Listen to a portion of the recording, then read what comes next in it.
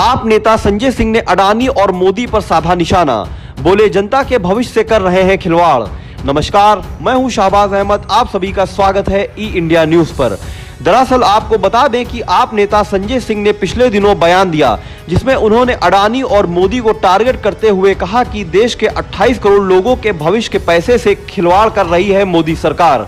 और वह कहते हैं कि सरकार ने उनका पैसा उठाकर पूंजीपतियों को सौंप दिया और यह फैसला 2015 में लिया गया था। चलिए जानते हैं क्या है पूरा मामला। आप नेता संजय सिंह ने अडानी और मोदी जी पर निशाना साधते हुए बोला कि इस सरकार ने देश के 28 करोड़ लोगों के भविष्य का पैसा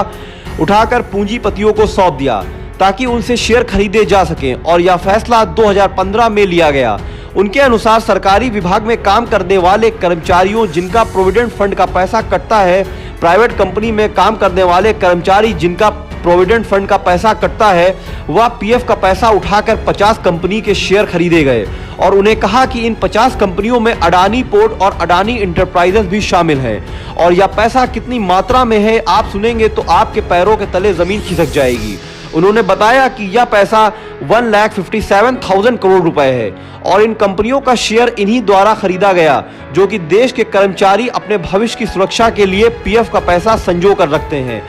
उस पैसे से शेयर खरीदे गए और उन्होंने कहा कि करीब 38,000 करोड़ सालाना शेयर उन पैसों से ही खरीदे जाते हैं। आप नेता संजय सिंह कहते हैं कि बहुत सारे बुजुर्ग जो कि आंख मूंद कर मोदी जी का समर्थन करते हैं, वह उनसे कहना चाहते हैं कि जरा सोचिए क्या हो रहा है आपके साथ, आपका पैसा किस तरह से उठाकर बहाया जा रहा है। नरेंद्र मोदी जी आपके भविष्य से किस तरह से खेल रहे हैं और इस बात पर चर्चा कीजिए। और सिया भी कहते हैं कि हिना डावर की रिपोर्ट जब आई थी तो उसने जब सबको आगाह किया था कि अब तो समझ जाओ, नरवर की आई रिपोर्ट में उसमें पता चला था कि आडवाणी के भ्रष्टाचार किया अडानी ने अपने शेयर कीमतों को फर्जी तरीके से बढ़ाया था, बाहर से काला धन लगाकर अपने शेयर के रेट को फर्जी तरीके से बढ़ाया था, और उनकी शेयर का वास्तविक नाम क्या है उन्हें नहीं पता और नहीं जानते हैं, और उनके शेयर ना खरीदने के लिए तमाम फाइनेंशियल एक्सपर्ट और तमाम अर्थशास्त्रियों ने मना किया।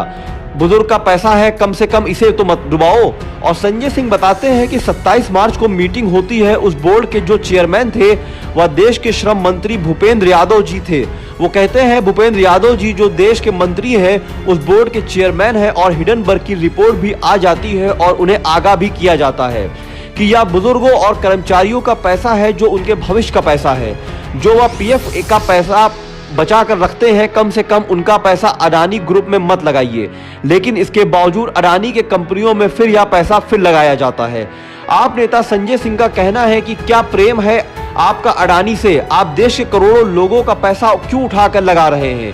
LIC का लुटा रहे हैं, SBI का पैसा उठाकर हटाने के ऊपर लुटा रहे हैं, PNB का पैसा लगा रहे हैं। और संजय सिंह यह भी कहते हैं कि मैं देश के PM से पूछना चाहता हूं कि आखिर इस देश के करोड़ों लोगों का पैसा हिडनबर्ग रिपोर्ट आने के बावजूद शेयर की वैल्यू को ओवर वैल्यू किया गया, इसके बावजूद आप ये पैसा शेयर मार्केट में क्यों लगा रहे हैं, और यह 1,57,000 करोड़ रुपए देश के लोगों का पैसा जब डूबेगा तो इसकी जवाबदेही कौन देगा। आप नेता संजय कुमार कहते हैं कि इसकी जवाबदेही मोदी जी को देनी चाहिए, और अडानी के मामले और अडानी के घोटाले बड़े हैं और इसकी परतें दरबार खुलती रहेंगी। ऐसी ही ताज़ा न्यूज़ अपडेट पाने के लिए आप जुड़े रहें हमारे चैनल ई इंडिया न्यूज़ के साथ। धन्यवाद।